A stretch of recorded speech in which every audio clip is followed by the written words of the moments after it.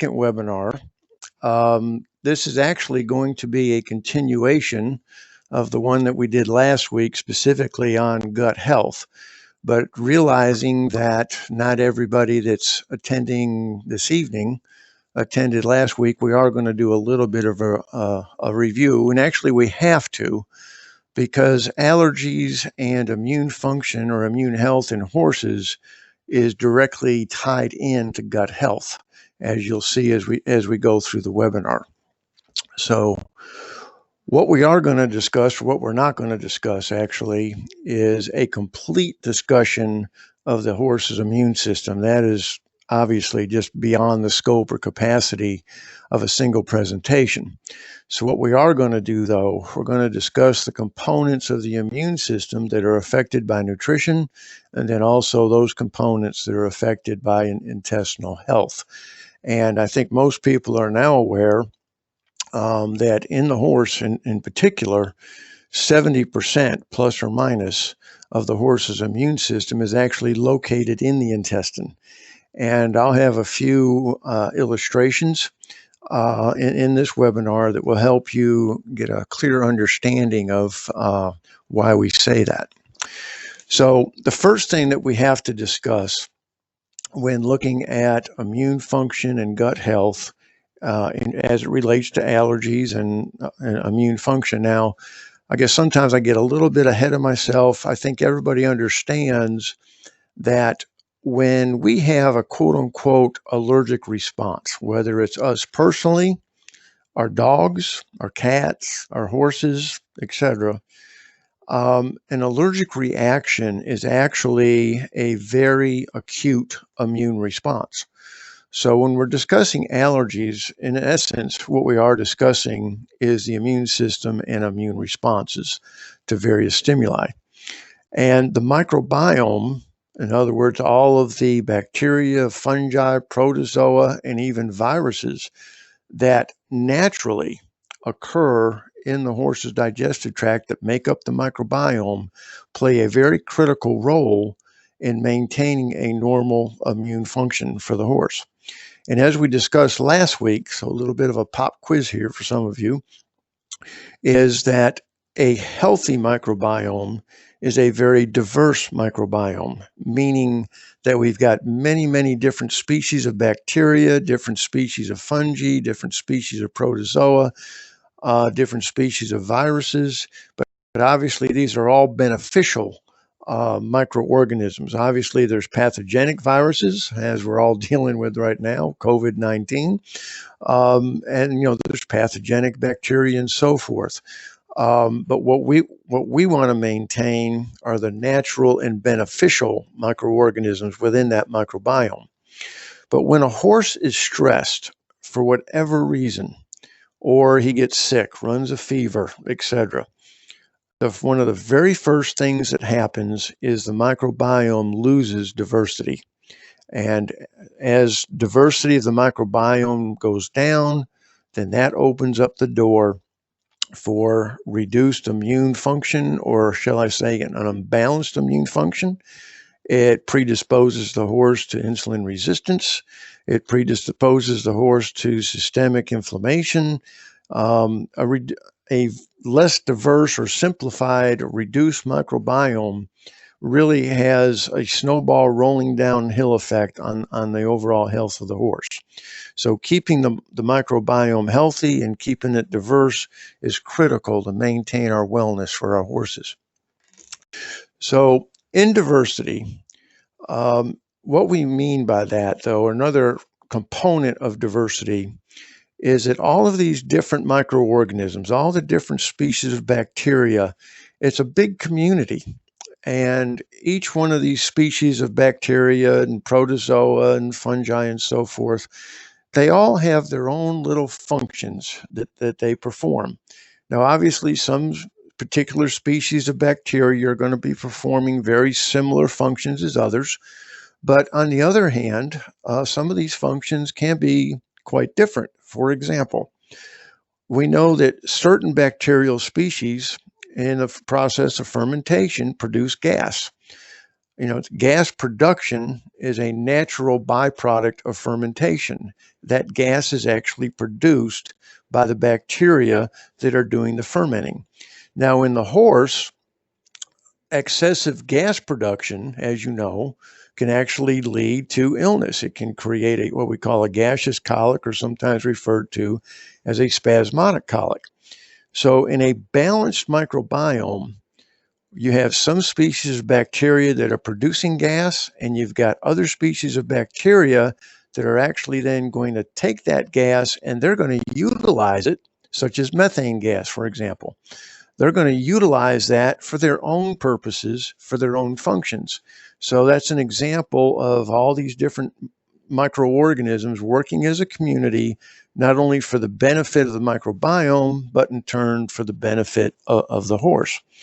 And if the microbiome becomes unbalanced and our gas producers far outnumber our gas utilizers, then gas can build up in the horse's digestive tract, and that can actually happen fairly quickly. So that's, just keep that in mind when we talk about a balanced microbiome, about how all these different species of microorganisms are going to be working together to maintain that not only the health of the microbiome itself, but the health and well-being of the horse. Now, also a review from last week, you'll remember that the majority of the bacteria in the horse's microbiome are anaerobic. And because they're anaerobic, we can't make probiotics out of them. Once they get outside of the horse, they only live a very short period of time. And so they don't lend themselves to a commercial probiotic product. However, we do know from research and clinical studies that really the most effective way to support the majority of the microorganisms, or those anaerobic bacteria in the microbiome, is with the use of prebiotics. And prebiotic is simply a compound which supports the growth and reproduction of the beneficial bacteria in the microbiome. Now, the composition of the microbiome can have some very significant and interesting effects. And this is not only applicable to horses, this is applicable to other animals, including people. Your horse's microbiome can actually determine if your horse is going to be lean or obese. There are horses out there that are very easy keepers. They face north in a headwind and they gain 10 pounds if they take an extra breath, the type of horse I'm talking about. And, a lot of people assume that as soon as you see a horse that is, that predisposed to gaining weight, that they must be metabolic. They probably have insulin resistance, etc. Not all of them do. You can have a very easy keeping horse, one that tends towards obesity, that is not insulin resistant at all. But what that will essentially tell us, though, that horse's microbiome is probably lending that horse to being a little bit on the obese side. Your horse's microbiome can affect his temperament. When a horse gets stressed, as we said, one of the first things that happens is the diversity of the microbiome goes down. And that is one effect that of a less diverse microbiome, is some of these horses will have a shift in their temperament. A lot of them will become a little bit more hyperreactive than they were before. On the other hand, some may actually get more dull and less reactive than before. The same thing is true in people. As we mentioned last week, in England, they're using very specific probiotics to treat depression in certain individuals with a lot of success. Okay, the microbiome can actually affect what your horse prefers to eat or not eat.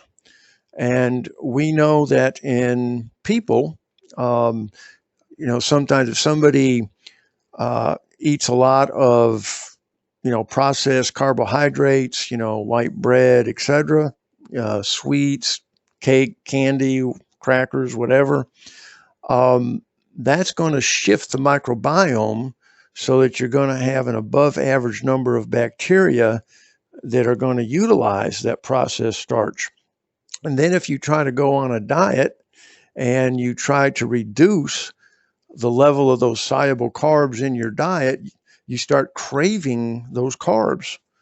And it's not because you've got a lack of willpower that you're craving those carbs. It's actually your microbiome cross-talking with your body saying, hey guys, I'm starving here. You know, what we had cake last night, where is it tonight? I want some. And the same thing holds true for your horse. I often hear a lot of times, oh, my horse has got a very picky appetite. He won't eat this and he won't eat that. He'll only eat this. And the majority of the time, now, not always, okay, but the majority of the time, that's a good indication that your horse's microbiome is out of balance, okay? Also, your horse's microbiome can reduce susceptibility to pathogenic bacteria. As we talked about last week, we now have a very specific Bacillus subtilis probiotic, which can kill Clostridia, C. diff, for example. So that can be a tremendous benefit for our horses. And all of this wraps up with, keep in mind, and this is important for how allergies interact with gut health, is that there is constant crosstalk between the microbiome and the immune cells in the intestine. And we're going to illustrate that here in just a little bit. So here's your take-home message on your microbiome that I want you to remember. A balanced and diverse microbiome is critical for normal function of your horse's immune system. So if we feel like we've got abnormal immune function, one of the first things we have to do is make sure that our microbiome is healthy and diverse and balanced. Also, another take home I want you to remember, stress of any kind, whether it's physical, mental, metabolic, is going to reduce the diversity of your microbiome, your horse's microbiome, which is going to eventually lead to an unbalanced microbiome, which then in turn adversely affects immune function. So my PIN number, trying to help your horses deal with stress is extremely important to maintaining well-being and maintaining a normal immune function. So let's look at the components of the intestinal immune system. Now, this slide, granted, is a bit busy. I've got another one coming up which simplifies what we're going to discuss in this one. So I don't expect everybody to leave the webinar tonight and know exactly all the different components. But I think this is a good diagram, though, to illustrate just how involved your horse's intestine is in the immune system. So what we have diagrammed here, you can see my pointer. From this point to the left, you notice that says intestine. That indicates this is essentially small intestine. Over here to the right, this represents large intestine. And you'll notice there's a lot of similarities, but there are some differences. First point, the small intestine is actually where a lot of your immune cells and immune function and crosstalk take place. It also takes place in the large intestine, but most of your immune function, immune system, is going to be found in the small intestine. Now, these individual little elliptical figures here, those are the individual epithelial cells of the intestine. And if you remember from last week, in between each one of these individual cells is something called a tight junction. And so that'll be located right here between every single individual cell. So this represents your intestinal epithelial, or the lining of your intestine. And that's same is true for the large intestine. This yellowish line represents a layer of mucus, something that we don't really talk about very much or consider. But this layer of mucus is a protective barrier between the lumen of the intestine, or inside the intestine itself, and the musculature of the tissue of the intestine. This helps prevent bacteria, large proteins, and other particles from making contact and penetrating through that small intestinal epithelium. Now, from research, we know that insulin-resistant horses, for example, have a much thinner mucus layer compared to normal horses. And this represents, or goes right along, doesn't represent, that's not the adjective I was looking for, but that correlates would be a better way to word that, correlates with the fact that insulin-resistant horses have a lower diversity to their microbiome, and as a result, they're going to have a reduced protective layer of mucus between their lumen and their intestines. So they're going to be more susceptible to intestinal inflammation, more susceptible to immune dysfunction. Okay. Now, next thing we want to point out, these little blue stars represent dendritic cells. Okay.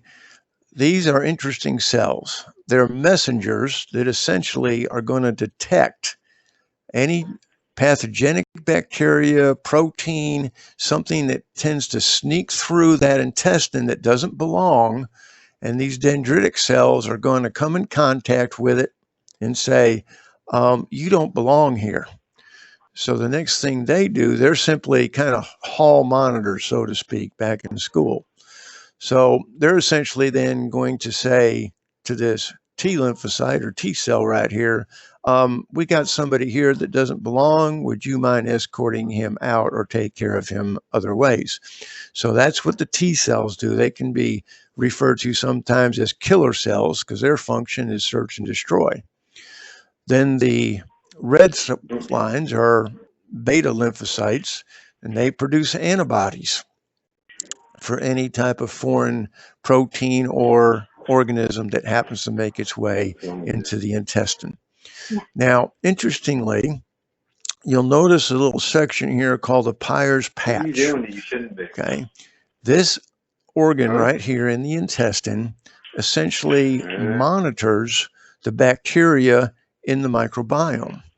Now, how does it do that? It does that with this M cell, which is always associated with the Peyer's patch.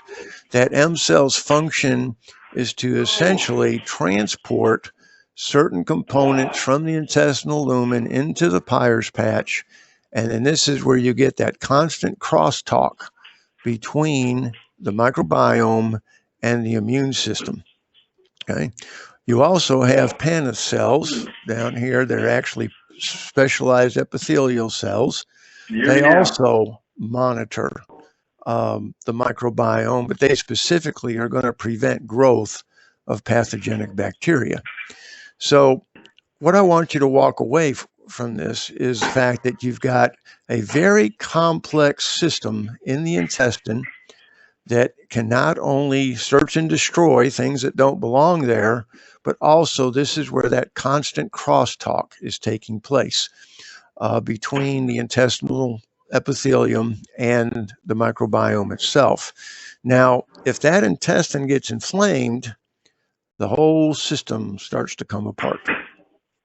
So this is a simplified illustration of the immune system and how it works with the intestine. And I think it simplifies it, makes it real easy to understand. Here's our house. This is what we want to protect. Okay, this is the inside of the body, inside the intestinal tissue. The fence represents the intestinal wall, and this burglar guy represents invader cells that are trying to get through that fence and get into your house and cause damage. So our first line of defense consists of, I love this little bulldog, that's your killer cells, that's your search and destroy. So go ahead, buddy, jump that fence and see what happens. That's essentially what's going to happen there. But now we do have a security system on the house. We've got neutrophils that are monitoring what's going on. We've got C3 cells that, should they detect something that doesn't belong there, that thing starts turning around, basically saying danger, danger, and we have to have something to take care of it. We've got macrophages that float around here. That's your neighborhood watch. Neighbors were looking after neighbors and making sure the whole neighborhood is safe. Now, in a healthy, normal situation, this first line of defense in the intestine is going to take care of most challenges. If it doesn't, you've got a second line of defense, which are represented by these police officers. Those are your lymphocytes. So if something gets past that first line of defense, their job is to apprehend them, arrest them, and take care of them. And you'll notice that they're represented essentially by patrol officers in this case. And I'll explain why I wanted you to note that in a second. So now, what happens when we get leaky gut or intestinal inflammation? So those of you that were with us last week, you'll recognize this diagram. These are those individual epithelial cells in the intestine. These red lines represent the tight junctions that hold those cells together. If we get intestinal inflammation, the first thing that happens is those tight junctions start to come apart, and now things can leak in between the epithelial cells and get into the blood and get into the intestinal mucosa. As that inflammation becomes more and more severe, these cells actually fall apart, and now we have an interstate between the lumen of the intestine straight into the bloodstream. And when this happens, this is what we term leaky gut. And that's when the immune system begins to be compromised and we get immune dysfunction, which is illustrated in this particular diagram. So now you'll notice that our tight junctions, our fence, have leaks in them, have holes in them. So now our burglars, our bad boys, can actually get through that fence and get into our yard. But now you'll notice something strange is going on here. Our first line of defense, our killer cell, has turned into a puppy, and our neighborhood watch is asleep. So, and that is a simplified way of putting it, but that is in essence what happens when you get severe intestinal inflammation and leaky gut. So all of our bad guys and attack guys get past our first line of defense, and our patrol policemen get overwhelmed. So what do? They call in SWAT. So the SWAT team shows up, and they get confused. They can't tell the difference between the homeowner and the bad guy. So they just start attacking everything. And that's why we have this poor fellow with a bullseye on his back with arrows sticking in it. This is what essentially happens in an autoimmune response. Now, horses don't get autoimmune response the same way that people do, but it's similar. And so this diagram essentially illustrates what happens when you have severe intestinal inflammation and the immune system becomes hyperreactive, and hyperreactive from the standpoint of sending in the SWAT team, and they just start trying to eliminate anything that they can get a hold of. So let's use some real live examples to help illustrate this. As you can see, this is a very real allergy report. This horse developed very severe hives, and I'll show you a picture of them in a second. You'll see just how severe the hives were. So anytime a horse breaks out in hives, okay, obviously that's an allergic reaction. So very valid next diagnostic step. Okay, let's do an allergy test and basically see what this horse is allergic to. Well, without going through the entire antigens one by one, out of all these only seen were negative. 55 antigens were either borderline positive or positive. 24 were considered clinically relevant. So clinically relevant would essentially mean then that this horse is reacting to that antigen enough to where you need to try and avoid contact with that particular antigen, and B, we might want to try and treat that with allergy shots or something along those lines. Now, you'll notice that 2 of the antigens, which are above that 175 mark, so they're considered to be clinically relative.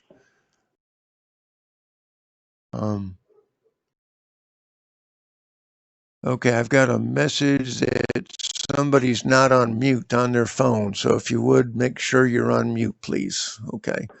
I can't hear that. So hopefully you can. Whoops, well, there's the horse. But now let's go back to here. Notice this horse is in Texas, and he's clinically relevantly allergic to Bahia grass and Bermuda grass. That's what naturally grows where this horse is located in Texas. Okay. But now, the other thing I want you to notice is highly positive is considered anything over 400. The number of antigens this horse was highly positive to is 0. So this is actually a classic example of what happens when we get intestinal inflammation, we get leaky gut, our neighborhood watch and our killer cells basically go on strike or go on vacation, and the SWAT team comes in. The horse starts reacting to everything, even though it's technically not really allergic to all of these things. It's allergic because the immune system is on high alert. The immune system has become dysfunctional. Okay. You'll also notice that molasses, oats, and rice were also high enough to be considered clinically relevant in terms of an allergy response. So I jumped ahead of myself a little bit, but here's a picture of the horse itself. And the horse, I mean, I feel miserable just looking at the horse. And the horse was miserable. In fact, this horse got so bad, as you can imagine, where the owner couldn't ride this horse, and this was a horse that was actively being shown. So whenever a horse tests quote unquote allergic to multiple allergens without any highly significant positives, and that's the key point, without any highly significant positives, it's fairly safe to assume that the horse's immune system is simply overreacting. In other words, as we said, the SWAT team has arrived. So the immune system for most horses that present this way can be rebalanced. And we talk about an immune health program. I'll discuss that in just a minute. That's not to say, however, that we still don't want to treat this horse medically. Obviously, if I've got a horse with hives this bad, he's miserable. This horse needs relief. Okay. So we can treat this horse medically with dexamethasone, antihistamines, or this is where you should work with your vet, and your vet and you can come up with a treatment plan that fits the horse and fits your situation. So even though I'm essentially alluding to the fact that this horse isn't actually allergic to all of these things, he's just got an immune system that's become hyperreactive, I don't want to take away from the fact that this horse is still presenting with an allergic reaction. He's still miserable. And so we still need to treat him accordingly to try and make him as comfortable as possible and get him over that allergic reaction. Okay. So this is, our case study. Got a horse with severe allergies. The allergy test basically said, and I remember getting the phone call, the owner basically said, my horse is allergic to everything. What am I supposed to do? So what we did was we switched this horse off of a high grain feed onto a high fiber, low starch feed. Okay. And we did that for the purpose of trying to help rebalance the microbiome, try to reduce the acidity in the intestine. Okay. So then we also treated with probiotics in combination with prebiotics. Anytime we've got an allergic reaction, omega-3s, whether it's from flax or fish oil or a combination of the two, is usually a good idea to include into the diet. We can use a very specific form of vitamin E called gamma tocopherol.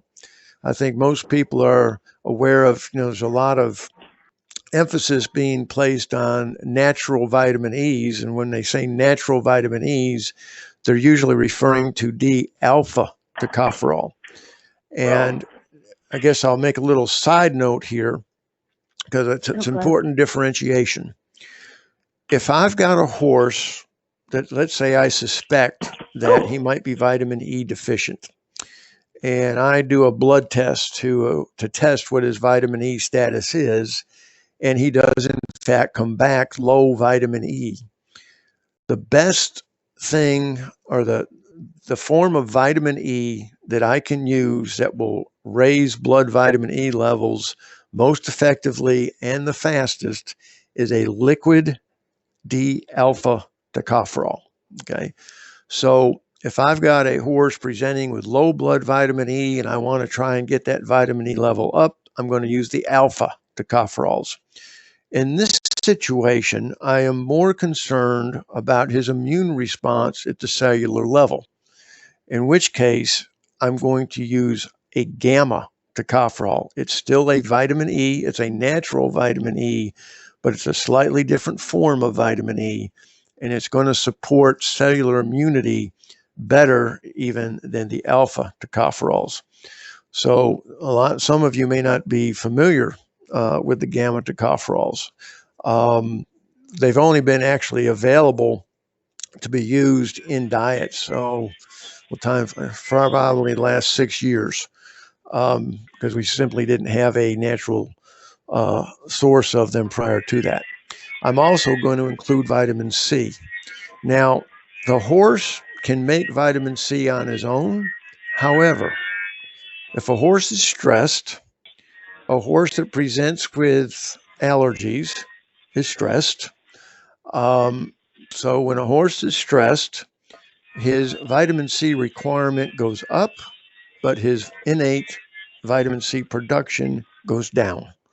So now, even though most horses can make enough vitamin C to meet their requirement, when we get into these special situations, we now have an individual horse that may not be able to make enough vitamin C to meet their requirement. So it's always a good idea at this point then to supplement with vitamin C, even though that's a vitamin we don't normally worry too much about with horses. So we changed this horse's diet. We put this horse on this immune health program, and after 45 days, the highs went away, the allergy responses went away, to the point where she discontinued the allergy shots and has not had to go back and use them since. So we guessed correct that this was a classic case of an immune system that had turned dysfunctional as a result of stress, as a result of intestinal inflammation and leaky gut. And so that's how the two fit together. So again, got a little bit ahead of myself. What causes the immune system to function abnormally? In one word, stress. Okay, and keep in mind, we often don't recognize sources of stress in our horse's daily routine or in our horse's life. Stress can be physical, it can be emotional.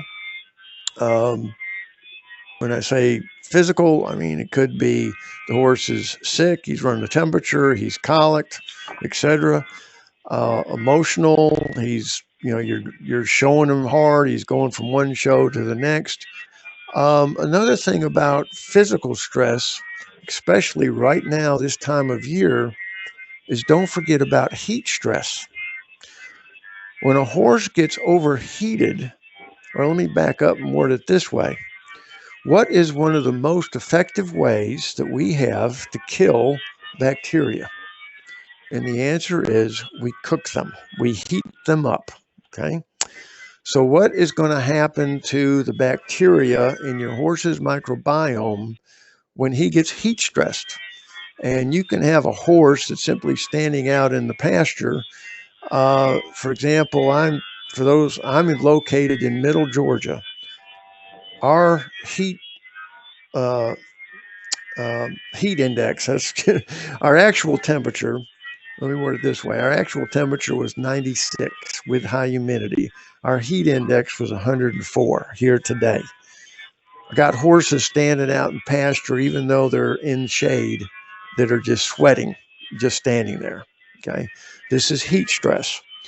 Doesn't necessarily have to be environmental heat. When you ask a horse to work intensely, he produces a lot of body heat. And that heat essentially is going to reduce the number of bacteria in the microbiome. It's going to reduce the diversity of the microbiome. So even though you're thinking, well, my horse really isn't stressed, don't overlook the effect of heat stress can have on your horse. And this is why a lot of performance horses end up with intestinal inflammation and can possibly end up with a dysfunctional immune system. Also, stress is going to cause neural changes, hormonal changes, and chemical changes in the body, which can then trigger systemic inflammation. So you combine heat stress with systemic inflammation, that puts a double whammy on the microbiome, and that in turn then can lead to reduced diversity and immune dysfunction. So as stress reduces the thickness of that mucus barrier that we talked about, the number of foreign particles that can interact with the intestinal epithelial and actually make entrance into the intestine can go up, and they can actually overwhelm that first line of defense. Okay, the stress actually reduces the activity of the primary immune cells. That's why your killer cells turn into puppies and your neighborhood watch goes to sleep. Okay. So the overall immune system becomes more reactive because now the SWAT team has to come in and take over. And that increases inflammation further and increases a histamine response or histamine production. So the net result is the horse becomes reactive to environmental particles, food particles that normally he would not react to. So he's not truly allergic to them, but he's reacting because his immune system is on high alert. So symptoms of an abnormal immune function: multiple allergies, poor skin and hair coat quality. They're more susceptible to skin infections, not only the hives, but summer sores, things like that. Increased susceptibility to parasites. Now that can be a two-way street. If I've got a horse that's got a high parasite infestation load, obviously that's going to cause intestinal inflammation. So making sure that you've got a good parasite control program is also important. But these horses are also going to be more susceptible to other illnesses such as EPM, for example, or influenza. Now, I don't want people to get too excited about this because there's a lot of factors that come into play in relation to a horse's susceptibility to EPM. But we have taken several horses that have had recurrent cases of EPM where they've been treated for EPM 2, 3, 4 times.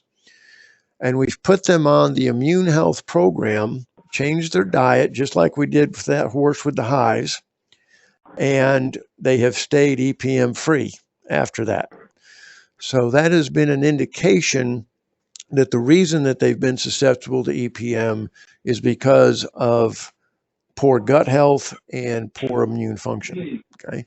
Now, not all EPM horses are going to respond that favorably, but if all of the little blocks fall into place, so to speak, we can help those horses out a lot. Now, you can have true allergies, okay? Just like some of us are truly allergic to certain things, some of our horses can also be truly allergic to certain antigens. And this is an example of an allergy report from a horse that I believe, in fact, does have true allergies. Now, similar to our case study that we talked about earlier, you can see we've got lots of positives, okay? But we've also got a greater number of negatives in this horse than we did. Do you remember? Okay, pop quiz, see if you were paying attention or you fell asleep. For the horse with the allergies in our previous case study, out of all of the antigens, similar numbers we have here that were tested, how many were negative? The answer was 16, okay? Start counting up the negatives on this one, and you're going to get a lot more than 16, okay? Another difference you'll see in this particular allergy report, notice ragweed, 1,681. So here we have a very strong antigen response to that particular antigen. And I can feel for this horse because I am also truly allergic to ragweed myself. But we have ragweed, we have juniper, over 1,000, hazelnut, 800, penicillium, almost 900.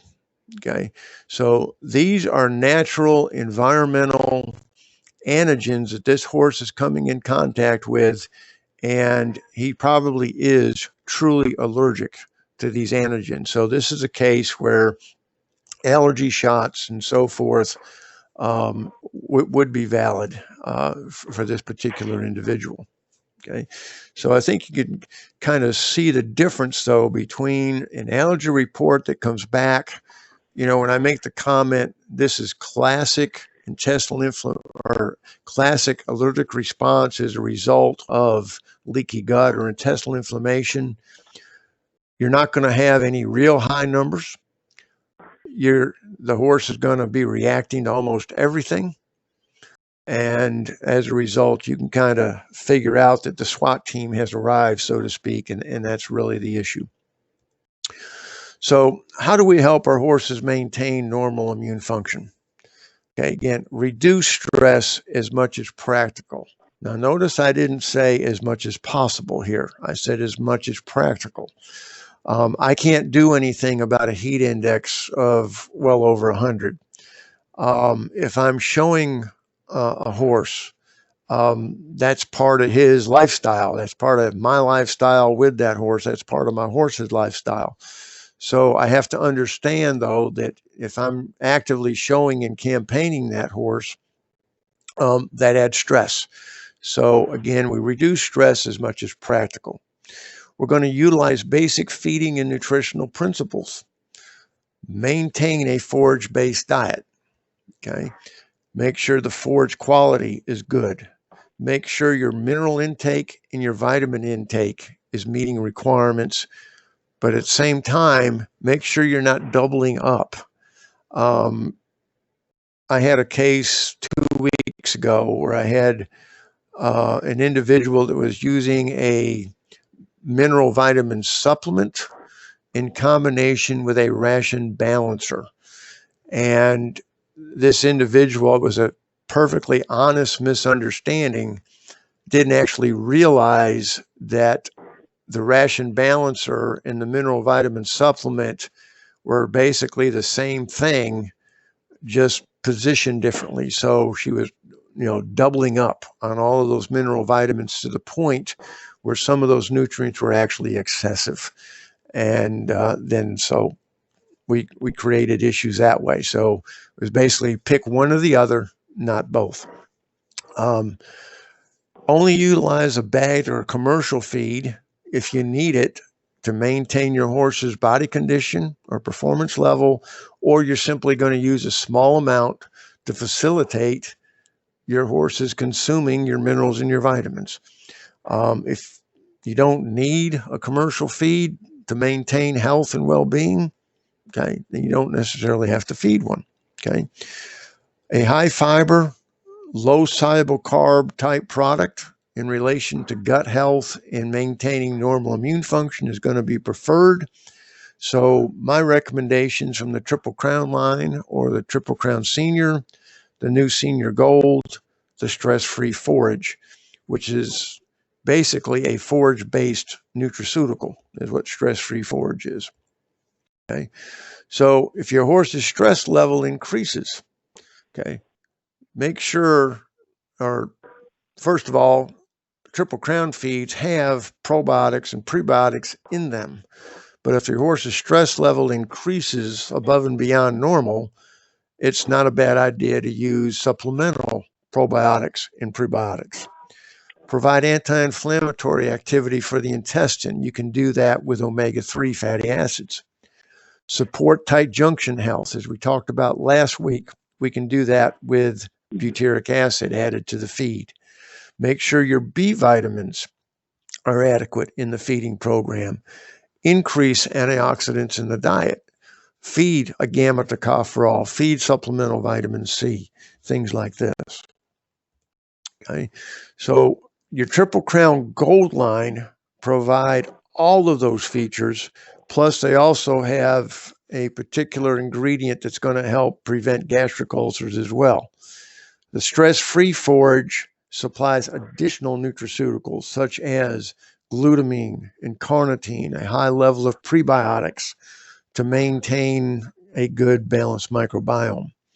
So if you have a horse that presents with allergy symptoms, you might want to consider the Immune Health Program, which is available from Stride Animal Health, in combination with one of these Triple Crown products that we talked about.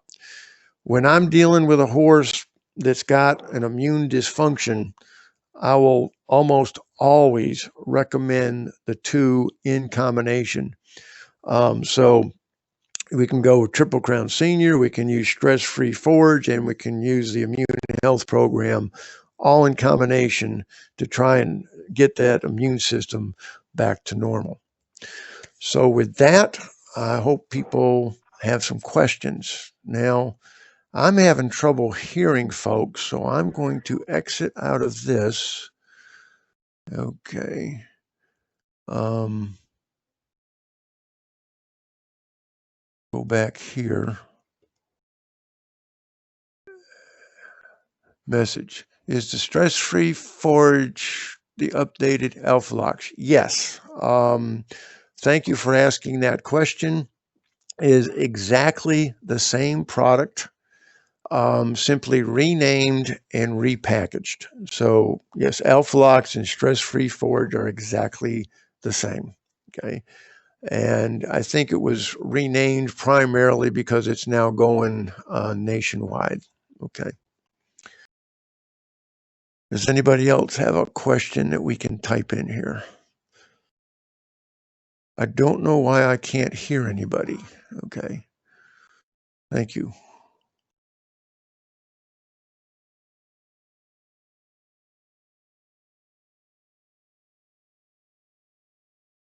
Okay. What is the why does stress cause the problem? Let me see if I can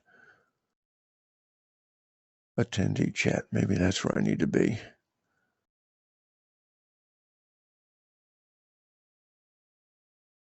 Okay. Now I understand your question now that I can see the whole thing. Cherie, you are absolutely correct. Cortisol, as you know, is the stress hormone. Cortisol, or shall I say elevated cortisol levels, is a very powerful stimulator to open up those tight junctions in the intestine and also create intestinal inflammation. And along with that, stress also triggers neural responses in relation to hormonal responses such as elevated cortisol. We've all had experiences where, we've been surprised or shocked for whatever reason.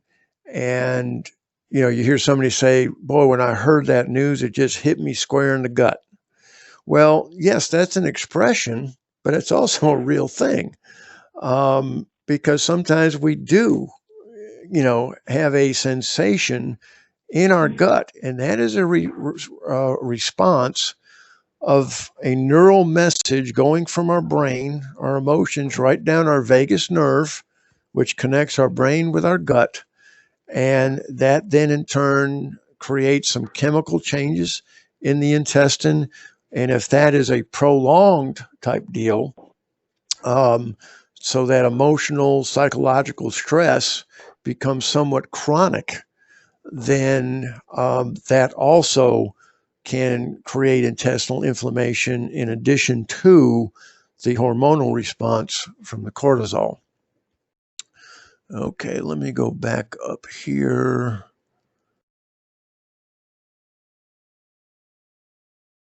There we go. Names of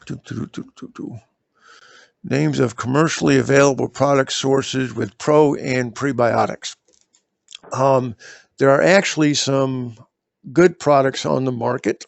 One is called ADR, another one from Stride Animal Health. And the ADR does stand for Ain't Doing Right. That's where that name came from.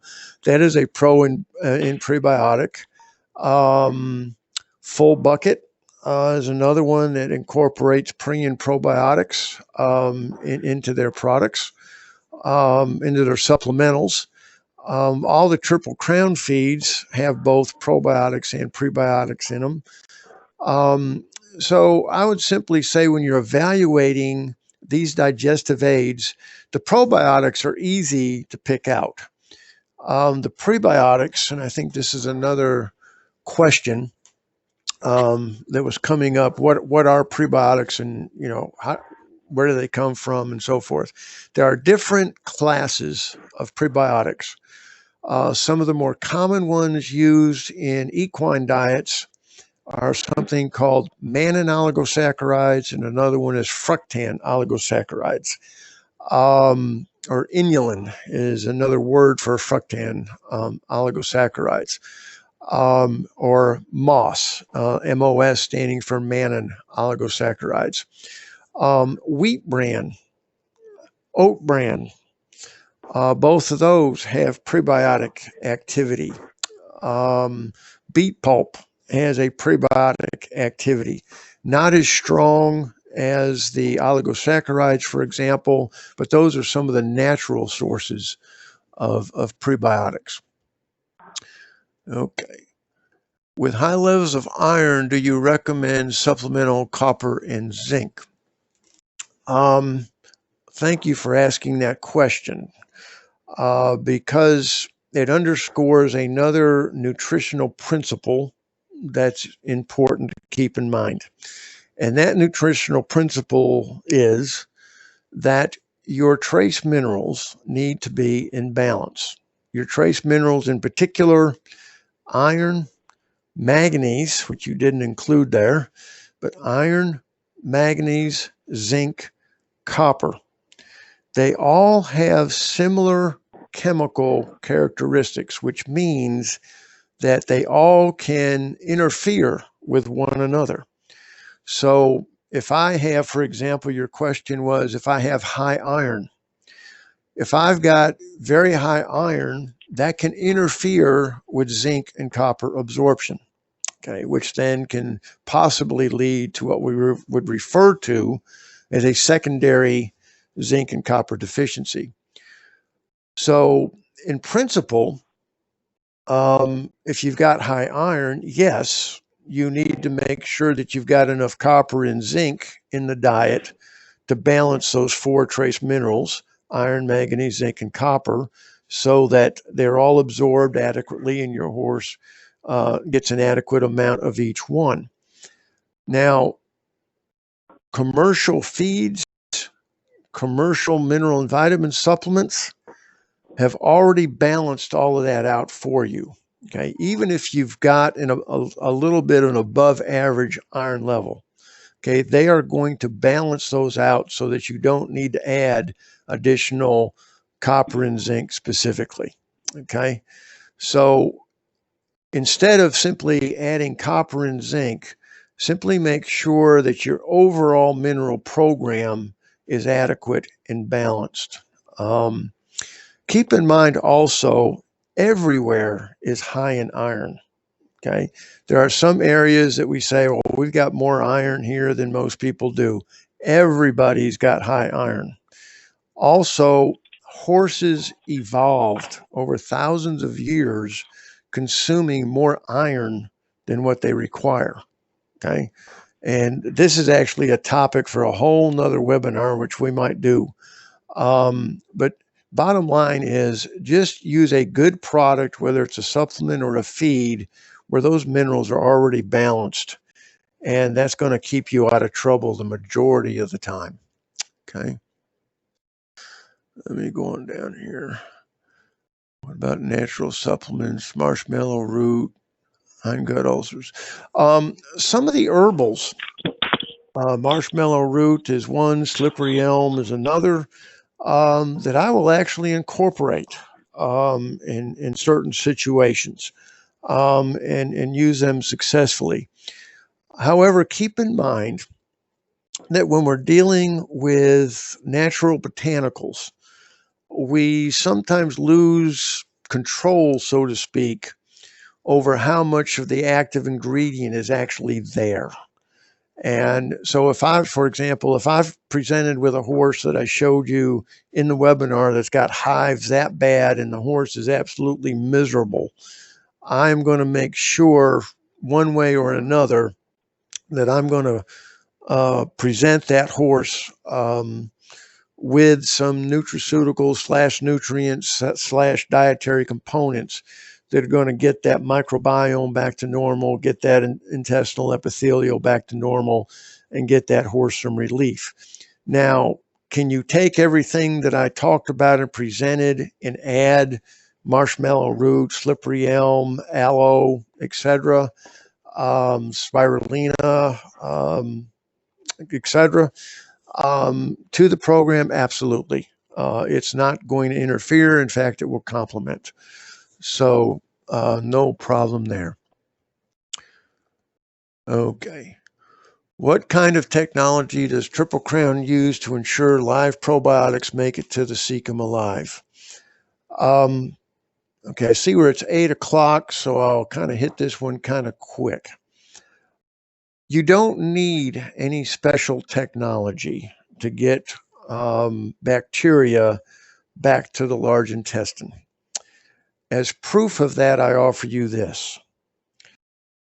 Ileal enteritis, which is right in front of the large intestine, is more common than we used to think it is. That's caused by Clostridia. Okay. That Clostridia makes it through the stomach, makes it through the small intestine, makes it all the way back to the large intestine.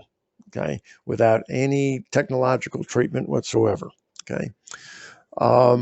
So if you provide, well, let me back up. I got ahead of myself here. The current recommendation for probiotic dosing is you want at least 1 billion colony forming units. That's how we measure the live bacteria. 1 billion with a B colony forming units of a probiotic to get effective dosing. By dosing that much of a specific probiotic, the clinical data and university research then indicates that you're going to get an effective dose all the way through the system, small intestine, and into the large intestine. Now, let me back you up a little bit. Where is most of the immune system located? It's in the small intestine. You've got an extremely active microbiome in the small intestine as well as the large intestine. And so you want your probiotics to be just as active, if not more so, in the small intestine as you do the large intestine. So when you're dosing a probiotic, okay, you want it to be active throughout the entire intestinal tract. Now, another little trick of the trade. Let's say, for example, I've got a horse, and I know I'm running over a little bit, but this is probably important for some folks. Let's say, for example, I've got a horse that is a chronic spasmodic colic case, gassing up all the time, or it's more susceptible than normal. That spasmodic colic, or that type of colic, is taking place in the large intestine. Okay, so your question and your concern are extremely valid here. So how do we then rebalance the microbiome in that large intestine? Okay, so now we're addressing your question, straight on.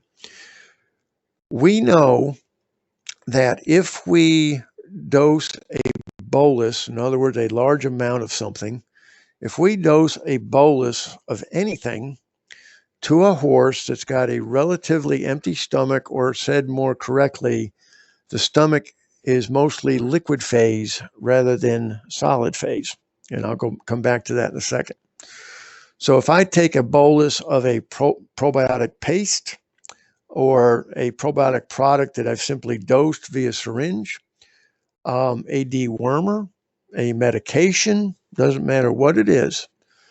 If I take a bolus of something and put it all at once into a horse's stomach with a liquid phase, within 15 minutes, I'll be able to detect whatever I put into that stomach back in the cecum and the colon.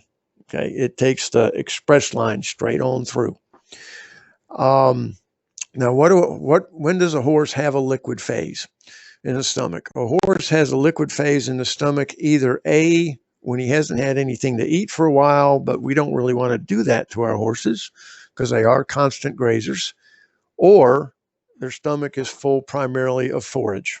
In other words, we haven't fed them any grain yet.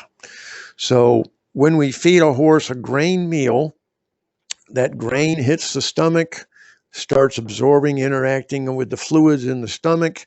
Now my liquid phase in the stomach goes down.